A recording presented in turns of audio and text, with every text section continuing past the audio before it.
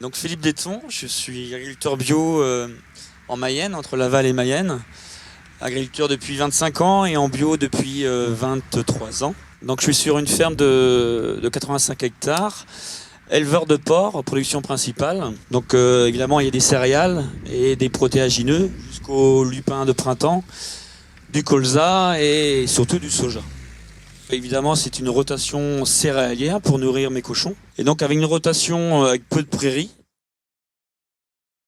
Quand je commençais en bio en 98, on mettait en avant la rotation bien cohérente. On faisait du labour systématique.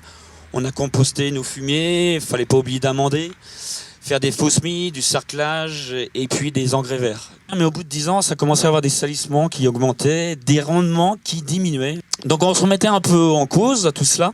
Alors, on mène une réflexion avec des groupes d'échange sur la question de la vie du sol, voilà, les microbes, fertilité, une énergie. Et on a acheté du coup un semoir semi-direct, Ecodyn, un semoir à dents, en 2012. Voilà. Certains adhérents ont fait des essais à micro-parcelles, d'autres dans les grandes parcelles directement. Et on se heurtait donc à des échecs et des réussites.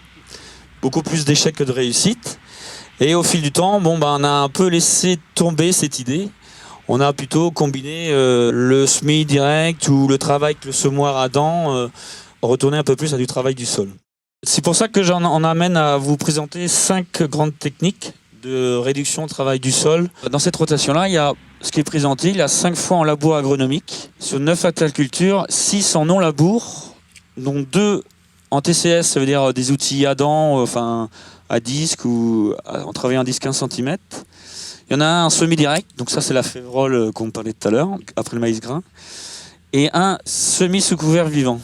Premièrement, le labour classique, au sein de l'Acuma, on s'est équipé d'une charrue des chômeuses en 2000, il y a 7-8 ans de cela, donc en 2012. Donc moi j'utilise principalement dans mes céréales d'hiver. Effectivement, on peut faire des céréales d'hiver sans labour, mais on se rend compte qu'on est obligé de faire plusieurs passages d'outils à dents ou d'outils à disque pour pouvoir semer à l'automne.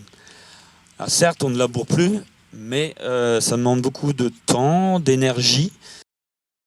En semi-direct, donc Ecodyn, comme je disais, on a fait des essais depuis 2013.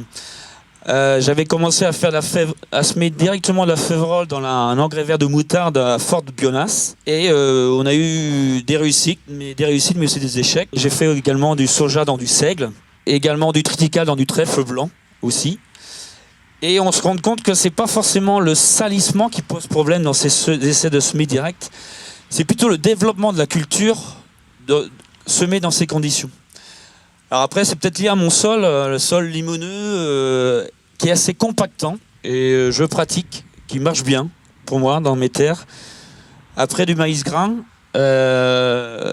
donc les fans restent à la surface, et je sème avec la févrole, directement dans les fans de maïs avec notre outil.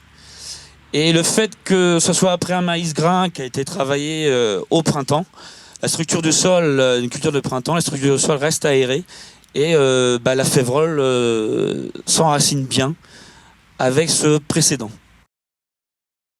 Une autre technique qu'il ne faut pas oublier, c'est le semis sous couvert, que je pratique depuis longtemps, depuis 2005.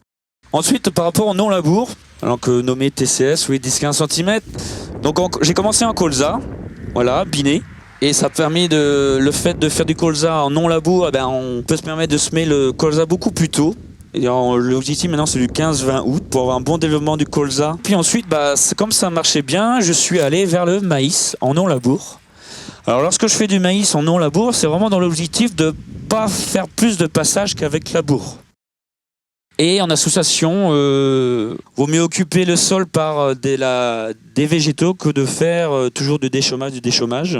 Et puis aller vers plus d'associations. Mais par exemple, céréales protéagineux, ça c'est bien utilisé en bio. Je fais du lupin de printemps pur et j'ai associé cette année de l'orge d'hiver à petite proportion et qui permettait de couvrir le rang de ma culture le lupin. Je fais depuis quelques années des essais d'association du colza avec du trèfle, sarrasin, févrole, autres. Et donc la conclusion, la réduction du travail du sol en bio chez les céréaliers bio, Vraiment, c'est une rotation céréalière avec peu de prairies est possible. Des fois, le labour agronomique reste la meilleure pour la réduction du temps du travail du sol dans mes terres. Voilà, c'est ça. C'est ce que je mets en avant. Mais je préfère plutôt utiliser la charrue agronomique que d'utiliser plusieurs fois un outil Adam.